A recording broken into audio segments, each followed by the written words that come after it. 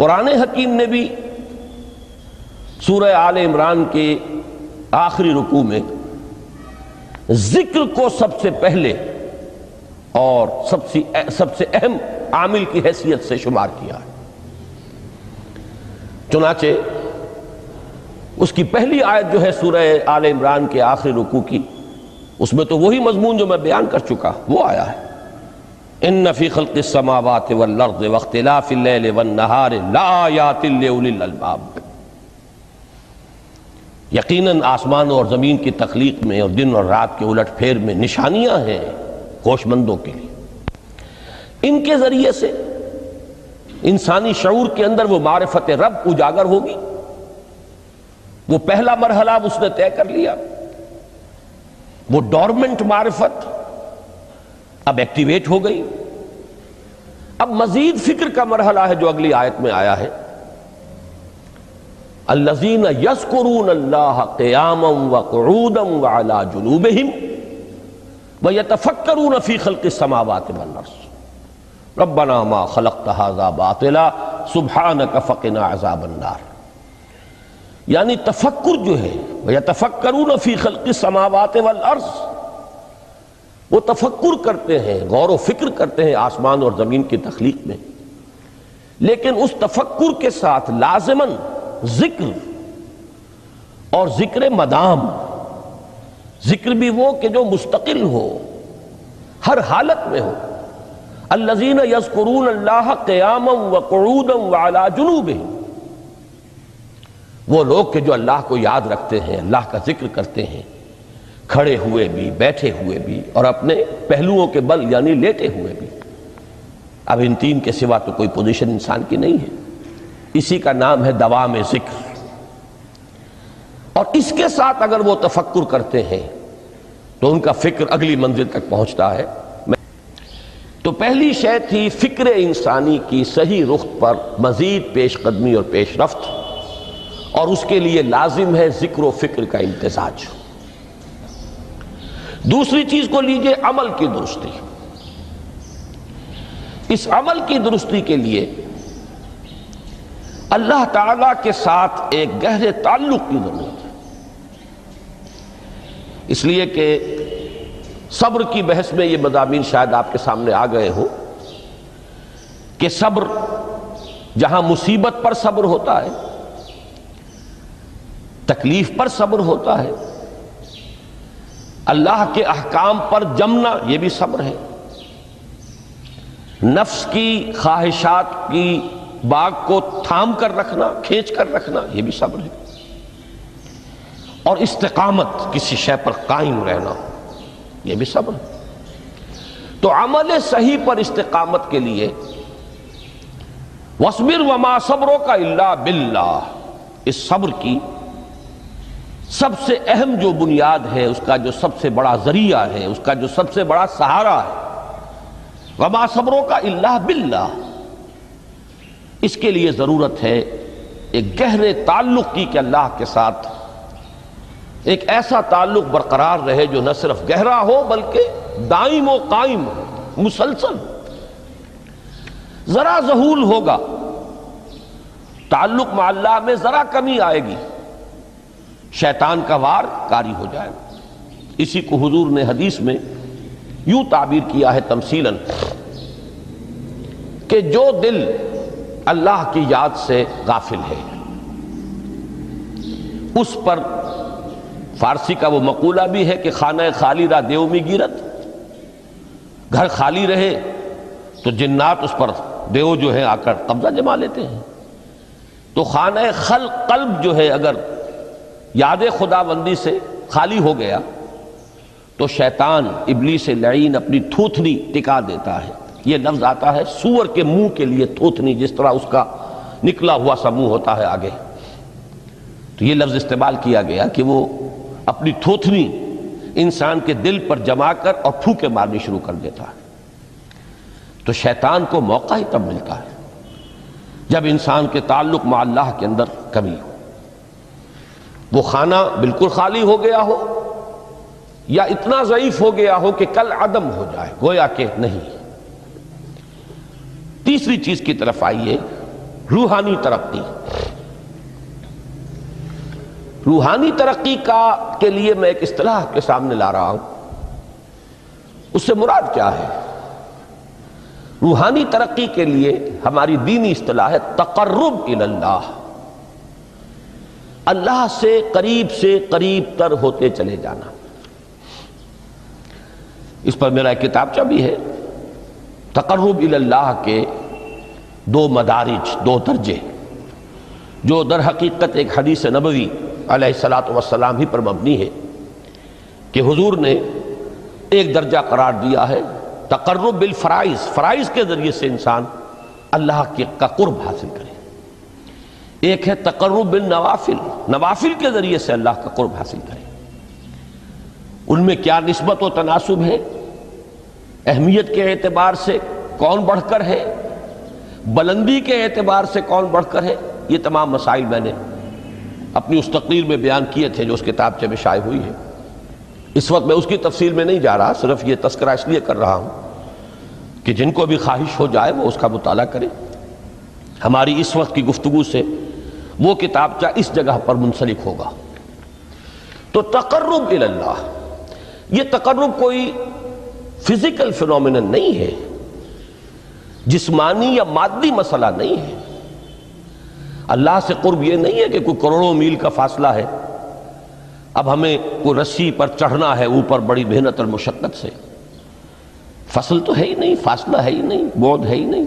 نحن اقرب الیہ من حبل الورید، ہم تو انسان سے اس کی شہرگ سے بھی زیادہ قریب ہیں۔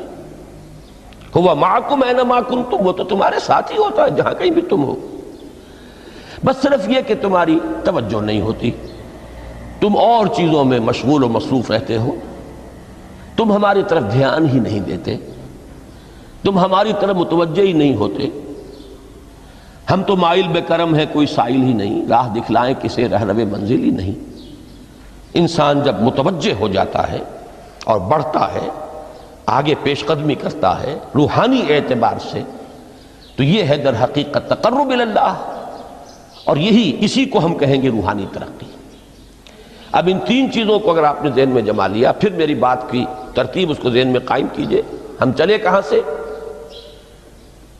کہ دین کے ساتھ اصل مناسبت فلسفے کی نہیں، حکمت کی۔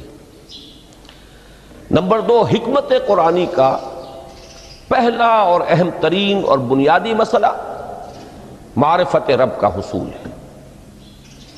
اس کا نتیجہ شکر خداوندی ہے، اس کا ذریعہ آیات آفاقی، آیات انفسی، اور سب سے بڑھ کر آیات قرآنیہ ہیں جو الذکر ہے، جو تذکرہ ہے، جو ذکرہ ہے۔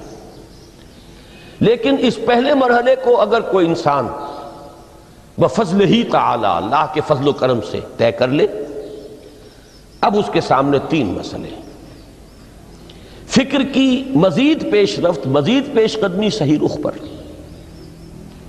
اس کے لیے ذکر اور فکر دونوں کا امتزاج لازمی ہے۔ فقر قرآن اختلاط ذکر و فکر۔ الذین یذکرون اللہ قیاما وقعودا وعلی جنوبہم ویتفکرون فی خلق السماوات والارض۔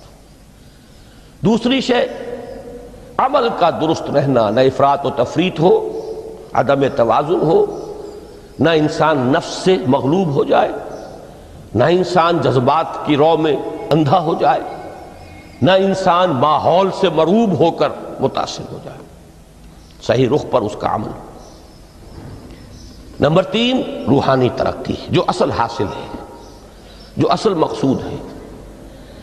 نمبر 2 چیز کے لیے تعلق مع اللہ ضروری، نمبر 3 کے لیے تقرب الی اللہ ضروری۔ اب غور کیجئے، ان تینوں چیزوں کا بڑا گہرا تعلق ہے نماز کے ساتھ۔ ان تینوں کے لیے ستون کی حیثیت نماز کو ہے۔ لہذا ایمان کے بعد یا معرفت رب کے بعد حکمت دین کا اہم ترین مسئلہ نماز، صلاۃ۔ اس لیے کہ ایک طرف یہ انسان کو اللہ کے ساتھ ایک گہرے تعلق کا ذریعہ فراہم کرتی ہے، اپنے تمام مصروفیات میں سے ان مشغولیتوں میں جن میں گم ہونے کا خدشہ ہوتا ہے، نکلو۔ 24 گھنٹے کے معمولات میں سے کم 5 مرتبہ تو لازماً نکلو، اور اپنے آپ کو ذرا، اپنے حواس کو بھی، اپنی باطنی کیفیات کو بھی ذرا تازہ کرو۔ اگر کوئی گندگی، نجاست، کسی طرح کی ناپاکی کا کوئی معاملہ ہے، طہارت حاصل کرو۔ طہارت سے تمہارے اندر روح کو بھی بالیدگی ہوگی، تمہارے حواس بھی تازہ ہوں گے، تم گویا کہ بحیثیت کل تمہاری ہستی چاق و چوبند ہو جائے گی۔ وہ کسل، وہ سستیاں، وہ جو ایک کثافتیں ہوتی ہیں، ان سب سے نجات حاصل کرو، اور اب اپنے رب کے حضور میں کھڑے ہو جاؤ، اس کے ساتھ اپنا عہد بھی تازہ کرو، اس کی اہم صفات کو بھی اپنے ذہن میں پھر مستحضر کرو۔ یہی وجہ ہے، دیکھیے میں نے جو آیات آپ کو شروع میں سنائی تھی، سورہ لقمان کی 2 آیتیں، پہلی آیت میں اس کا ترجمہ کر چکا، دوسری آیت وَلَقَدْ وَإِذْ قَالَ لُقْمَانُ لِابْنِهِ وَهُوَ يَعِظُهُ يَا بُنَيَّ لَا تُشْرِكْ بِاللَّهِ إِنَّ الشِّرْكَ لَظُلْمٌ عَظِيمٌ۔ اس کے بعد درمیان میں کچھ مضمون آ کر پھر وہ آیہ مبارکہ آئی، یا بنی اقم الصلاۃ وامر بالمعروف وانہ عن المنکر واصبر علی ما اصابک۔ گویا کہ اہم ترین چیز، بنیادی ترین چیز، اللہ کو محض پہچان لینا کافی نہیں ہے، یاد رکھنا ضروری ہے۔ اللہ یاد رہے گا تو فکر صحیح آگے بڑھے گا، اللہ یاد رہے گا اور اس کے ساتھ ایک گہرا تعلق جو ہے برقرار رہے گا تو عمل درست رہے گا۔ بالکل یہی بات سورہ طٰہٰ میں جو پہلی وحی حضرت موسیٰ علیہ السلام پر ہوئی، اور پہلا مخاطبہ ہے، چونکہ حضرت موسیٰ کو یہ انبیاء کرام کے مقدس گروہ میں ایک امتیازی حیثیت حاصل ہے کہ ان سے براہ راست گفتگو ہوئی ہے، اگرچہ صرف ایک پردہ تھا، اوٹ من ورائے حجاب گفتگو ہوئی ہے، لیکن یہ کہ کوئی فرشتے کا درمیانی جو ہے وہ لنک نہیں تھا، براہ راست اللہ تعالیٰ نے حضرت موسیٰ علیہ السلام سے کلام فرمایا۔ کلم اللہ موسیٰ تکلیما، موسیٰ سے تو اللہ نے کلام فرمایا جیسے کہ کلام کیا جاتا ہے۔ تو پہلا مخاطبہ ہے، یہ پہلا مکالمہ ہے، پہلی وحی کہیے، اسی میں یہ الفاظ بھی موجود ہیں، اننی انا اللہ لا الہ الا انا فاعبدنی واقم الصلاۃ لذکری۔ یہ گویا کہ حکمت قرآنی کا ایک بہت بڑا خزانہ ہے یہ آیت مبارکہ، کہ خود حضرت موسیٰ علیہ السلام کو جو ہدایت دی جا رہی ہے، میں ہوں، میں اللہ، اننی انا اللہ لا الہ الا انا، میرے سوا کوئی معبود نہیں، فاعبدنی، بس میری بندگی، میری عبادت، میری پرستش، میری محبت، اس کو اختیار کرو۔ وَأَقِمِ الصَّلَاةَ لِذِكْرِي، اور نماز کو قائم رکھو میری یاد کے لیے۔ بلکہ اسی سلسلہ کلام میں آگے چل کر سورہ طٰہٰ میں آتا ہے، کافی گفت و شنید کے بعد جب حضرت موسیٰ نے کچھ معذرت بھی کی، کچھ دعائیں بھی کی، اللہ نے ایک دعا قبول بھی کی کہ ان کے بھائی کو بھی شریک کر دیا، حضرت ہارون کو بھی۔ اس کے بعد پھر جب فرمایا کہ اب جاؤ فرعون کی طرف، تو اس میں فرمایا وَلَا تَنِيَا فِي ذِكْرِي، اور دیکھنا یہ جو عظیم مشن تمہارے کندھے پر آ گیا ہے، بڑا بھاری اور کٹھن ایک فرض ہے جو تم پر عائد ہو گیا ہے، اس کے لیے سب سے بڑی تمہارے پاس جو قوت کا ذریعہ ہے وہ نماز ہے۔ اقیم فلا تنیا عن ذکری، میری یاد میں کبھی غفلت نہ کرنا، اس میں کبھی کوئی کمی نہ آنے دینا۔ جیسا کہ میں نے عرض کیا تھا کہ جیسے ہی وہ تعلق جو ہے کمزور پڑتا ہے یا منقطع ہو جائے معاذ اللہ، تو پھر انسان گویا کہ شیطان کے لیے ایک لقمہ تر بن جاتا ہے۔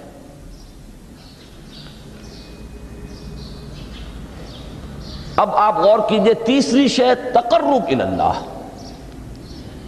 اس کے حوالے سے بھی جو فرائض اور نوافل کی بات ہے اس کو اس وقت ذہن سے نکال کر یہ سمجھیے کہ اس میں نماز کا کیا مقام ہے، اس لیے کہ نماز فرض بھی ہے، نماز نفل بھی ہے، وہ تو ان دونوں میں شریک ہو جائے گی۔ اب اس کو لفظ صلاۃ کے حوالے سے آپ ان دونوں چیزوں کو سمجھیے۔ صاد لام واو یا یہ چونکہ حروف علت ایک دوسرے سے بدلتے رہتے ہیں، یہ جو مادہ ہے اس کی جو خالص لغوی اصل ہے، جو خالص عربی زبان میں اس کا بنیادی مفہوم ہے، وہ آگ جلانا یا آگ تاپنا یا آگ سینکنا، حرارت حاصل کرنا۔ لہذا بار بار آتا ہے جہنم کے ذکر میں، اسلوہا، اب جلو اس میں، تاپو اس کو، یہ سینکے گی تمہیں۔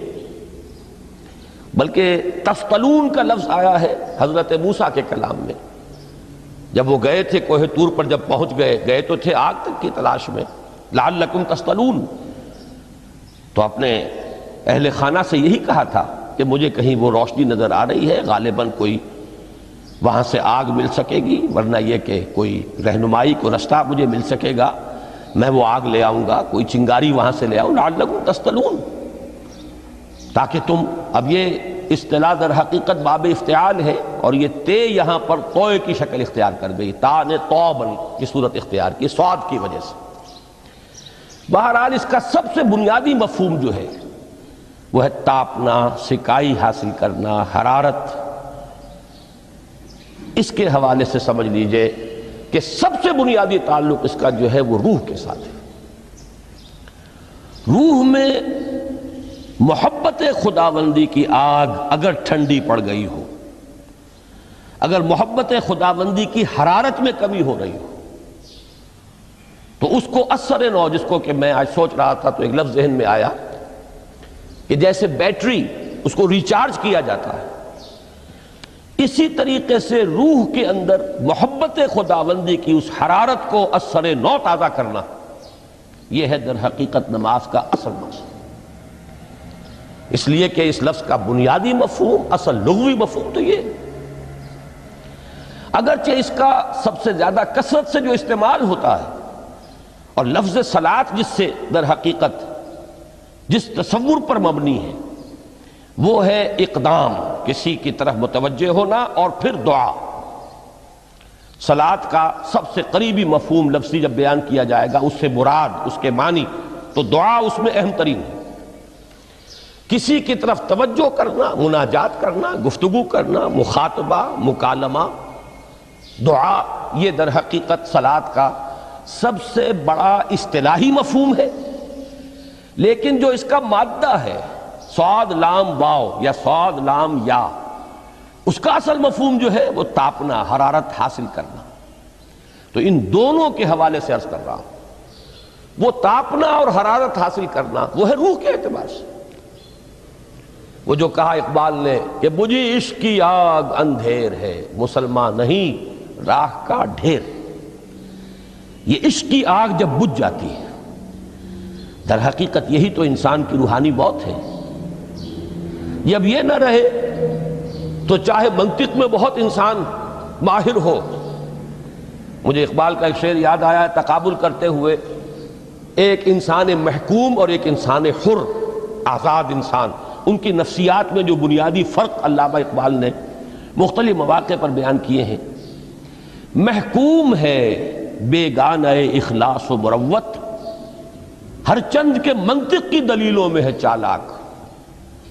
تو منطق کی دلیلوں میں انسان چالاک ہو جائے اور وہ لغت ہائے حجازی کا وہ ایک خزانہ بن جائے، اسے تمام الفاظ کے معنی یاد ہوں، وہ بڑے مسائل فقہ کے اسے ازبر ہوں، جزیات، بے انتہا جزیات جو ہیں وہ مستحضر ہوں، فلسفے کے بڑے بڑے مسئلے اس نے حل کر لیے ہوں، لیکن اگر روح میں وہ اللہ کی محبت کی آگ نہیں ہے، وہ تپش نہیں ہے، بجھی عشق کی آگ اندھیر ہے، مسلمان نہیں راہ کا ڈھیر۔ اسی کے حوالے سے آج مجھے یاد آیا تھا کہ وہ جو بڑی سادہ سی ایک نظم ہے اللہ تعالیٰ سے دعا، یا رب دل مسلم کو وہ زندہ تمنا دے، اس میں بھی جو الفاظ آئے ہیں جو روح کو گرما دے اور قلب کو تڑپا دے، یہ ہے اصل جو مقصود ہے نماز کا۔ اور یہی وہ چیز ہے جیسا کہ میں نے عرض کیا تھا کہ نگاہوں سے اوجھل، یہ پہلو سامنے ہے ہی نہیں، دوسرا پہلو سامنے ہے اور وہ بھی میرے نزدیک بہت اہم ہے، بہت بنیادی ہے، اس میں کوئی شک نہیں، لیکن یہ ہے بلند ترین منزل کہ تقرب الی اللہ، اس کے لیے در حقیقت یہ کس لیے درکار ہے؟ روح کے اندر عشق کی حرارت اور گرمی تازہ ہو جائے۔ بسا اوقات یہ اندر دب جاتی ہے، جیسے انگارہ ہوتا ہے آگ کا، اس کے اوپر خاک اور راکھ آ جاتی ہے، اندر کچھ ہوتی ہے، آگ دبی ہوئی سمجھ، آگ بجھی ہوئی نہ جان، اس دبی ہوئی آگ کو پھر ایک شعلہ بنانا، پھر اس کے اندر ایک حیات تازہ پیدا کرنا، یہ ہے نماز کا اہم ترین اور بلند ترین مقصد۔ لیکن اس کے ساتھ ہی اس نماز میں ذکر ہونا، اس کا یہ ذکر ہے، اور ذکر کی جب میں فہرست بیان کیا کرتا ہوں بہت سے حضرات کے سامنے ہوگا کہ ذکر کا در حقیقت مفہوم ہے استحضار اللہ فی القلب۔ ہمارے ہاں غلطی سے جو ذرائع ذکر ہے انہیں ذکر قرار دے دیا گیا ہے۔ نماز ذکر نہیں ہے، نماز ذکر کا ذریعہ ہے۔ اقیم الصلاۃ لذکری، نماز قائم کرو میرے ذکر کے لیے۔ یہ اللہ اللہ کہنا یا ادعیہ معصورہ جو حضور صلی اللہ علیہ وسلم کی مسنون دعائیں ہیں، انہیں اپنے تمام معمولات دنیاوی کے ساتھ ساتھ ان دعاؤں کو بھی انسان پڑھتا رہے، اللہ سے دعا کرتا رہے، یہ تمام ذرائع ذکر ہیں۔ سبحان اللہ الحمدللہ الحمدللہ، اس کا آپ ورد کیجئے، یہ بھی ذریعہ ذکر ہے۔ حقیقت میں ذکر ہے استحضار اللہ فی القلب، اللہ کو دل میں لے آنا، اللہ کو دل میں حاضر کر لینا، اصل میں تو ترجمہ ہوگا، لیکن حاضر جاننا، یہ کیفیت جو ہے انسان کو حاصل ہو جائے۔ اب اس کے حوالے سے ذرا بات سمجھیے کہ ایک تو میں عرض کر چکا ہوں مجسم ذکر تو قرآن ہے، لہذا ذکر کی فہرست جب آپ کریں گے ذرائع ذکر تو ان میں سب سے پہلے قرآن آئے گا، اس لیے کہ وہ ہماری حکمت کے پہلے مسئلے کو حل کر رہا ہے، بنیادی مسئلہ، اہم ترین مسئلہ۔ دوسرے نمبر پر ذکر جو ہے، اب اس کے لیے کچھ اصطلاحات جو میرے مختلف دروس میں شاید آپ کے سامنے بعد میں آئیں یا پہلی آ چکی ہوں، ان کے حوالے سے میری بات سمجھیے۔ ایک ذکر غیابی ہے، تھرڈ پرسن میں، صیغہ غائب میں اللہ کی یاد کرنا، اللہ اکبر اللہ اکبر اللہ اکبر۔ ابھی اللہ اکبر جو ہے یہ جملہ اسمیہ خبریہ ہے، ایک حقیقت کی تکرار آپ کر رہے ہیں، اللہ سب سے بڑا ہے، اللہ سب سے بڑا ہے، سبحان اللہ سبحان اللہ سبحان اللہ۔ یہ در حقیقت ذکر غیابی ہے کہ آپ اس میں مخاطب نہیں ہیں اللہ سے، ایک ذکر خطابی کہیں یا ذکر حضوری کہیں، جس میں مکالمہ ہوتا ہے، جس میں گفتگو ہوتی ہے۔ تو نماز در حقیقت ذکر حضوری اور ذکر خطابی کی بلند ترین شکل ہے۔ اس لیے میں نے عرض کیا تھا کہ نماز کے لفظ یا صلاۃ کے لفظ، یہ اصطلاحی معنی جو اکثر و بیشتر کیے جاتے ہیں وہ ہے دعا، اور دعا میں ہوتا کیا ہے؟ مکالمہ ہے، مخاطب، اے اللہ، اے میرے رب، اے پروردگار۔ پھر یہ کہ اس میں اقدام اور کسی کی طرف متوجہ ہونا، یہی وجہ ہے کہ افتتاح صلاۃ، نماز کو شروع کرنے کے لیے، ایک تو وہ الفاظ جو قرآن مجید میں آئے ہیں، انی وجہت وجہی للذی فطر السماوات والارض حنیفا وما انا من المشرکین، یہ ہے توجہ کا ارتکاز،